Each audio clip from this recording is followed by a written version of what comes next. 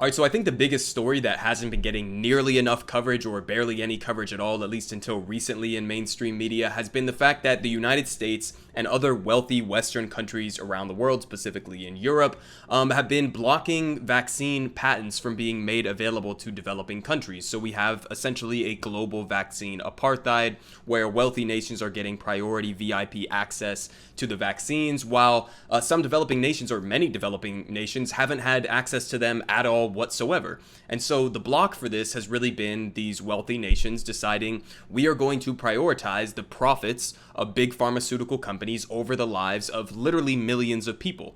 There are some countries like in Africa and South Asia and all around the world who will not have access to these vaccines at the current rate for years and years and years. So that's a problem not just for them, and if you don't care about the humanitarian aspect of it and the millions of lives that will be jeopardized and lost because of that, even if you don't care about the humanitarian aspect of it, the other important aspect of it is that, yes, there are new variants that are being popped up all around the world. We have the South African variant, the UK variant, all across the world. And so if you don't vaccinate the entire world, then these variants are going to continue to spread. And we're never really going to get past COVID, no matter how many times you want to inject wealthy, Western countries with different booster shots and whatever. We're just never going to really get past it because we have a global interconnected economy, global interconnected world. And we really just have to solve this as a collective if we're actually going to solve the problem. But these wealthy countries have been blocking access to the vaccines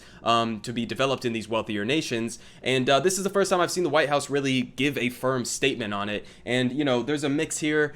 They don't give a firm statement one way or the other. They're kind of acting as if they're mulling over it. And that's really revealing in and of itself. But let's go ahead and hear what the White House has to say on this vaccine apartheid that is being perpetuated by the United States and other wealthy countries around the world.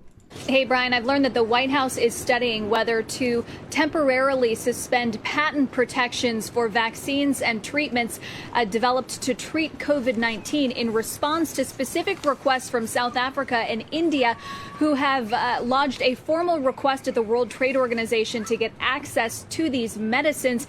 And so far, the issue has been tabled on a global scale. But now I've learned that it's risen to the highest levels within the Biden administration, according to 3 sources familiar with the matter.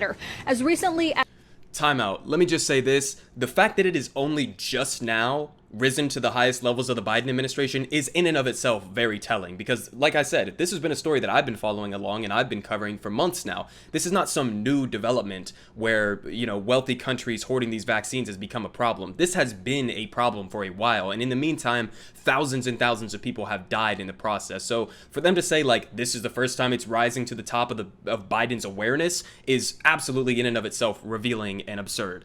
As Monday of this week, a meeting of deputy-level policymakers convened to discuss the issue, but I'm told by my sources that no decision was reached, although privately, House Speaker Nancy Pelosi, many of the members of her caucus have supported this move behind the scenes, that she has sent a private letter to the White House expressing her own support for pursuing such a move. You can imagine there is fierce debate on either side of this discussion. On one hand, pharmaceutical companies say that this would compromise medical innovation in the future. On the other hand, you have many developing nations who say that they would like access to these medicines, and they argue that wealthier nations are essentially hoarding these medicines that they've developed. In the words of one source who's familiar with some of the support among progressive lawmakers here in the U.S., they say we're not all safe until everyone is safe. Brian? Yeah, I mean, that's pretty much the key point there. We're not safe until everybody is safe. As I just described, you're going to keep having these variants pop up if you don't vaccinate the developed world. You can't just take an apartheid, a corrupt approach to this, to where we're only going to look after our own citizens and completely ignore the rest of the world. You can't do that. Okay, you just cannot do that because, again, we have global interconnected economies, we have global interconnected worlds, so you can't just brush that over. Then, I love how before that she's saying, well, there's a fierce debate, clearly a fierce debate going on from both sides that have their opinions on this, and then she gives you the sides, and listen to this. I mean, is this really a difficult choice for you? On the one hand, you have private, giant pharmaceutical companies who have already profited billions of dollars off of these drugs, right? Profited off of human suffering, as they always do. And they are arguing, hey, well, I don't know, something about innovation and future technology, and this will stifle innovation. First of all, who gives a fuck about medical innovation if it's then not available to the vast majority of the population? You're just creating fancy new items for rich people. That's not that type of innovation that is then not made widely available to people is not really innovation, is it? And then to on top of that, frame this issue as if they're equal sides of the discussion. Well, on one hand, we have big pharmaceutical companies that want to hang on to their profits at the expense of everybody else. And then on the other hand, well, we have developing nations who say, holy fuck, we're going to lose millions of people if you don't do this. That's the two sides that we have going on here. And they frame this story as if that's like a difficult debate, as if that's a difficult debate going on in the background.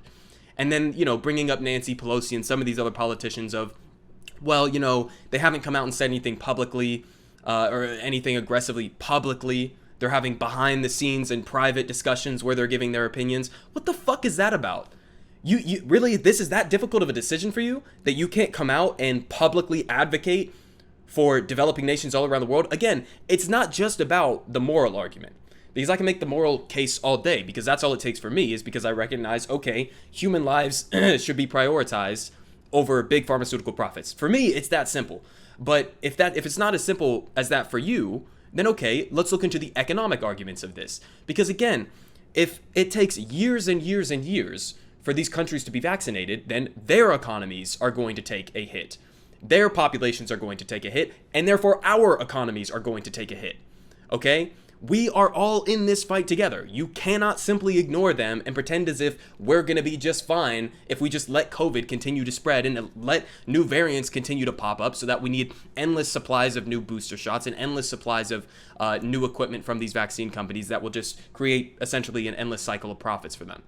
This is not a difficult debate, okay? It's millions of lives or big pharma profits. That's it. That's the choice that's in front of the Joe Biden administration. So this is really easy, regardless of the framing that they gave. I'm glad at least that it's, risen to the top of the Biden administration now, and at least that they are aware of it and, being pressured to make public statements about this.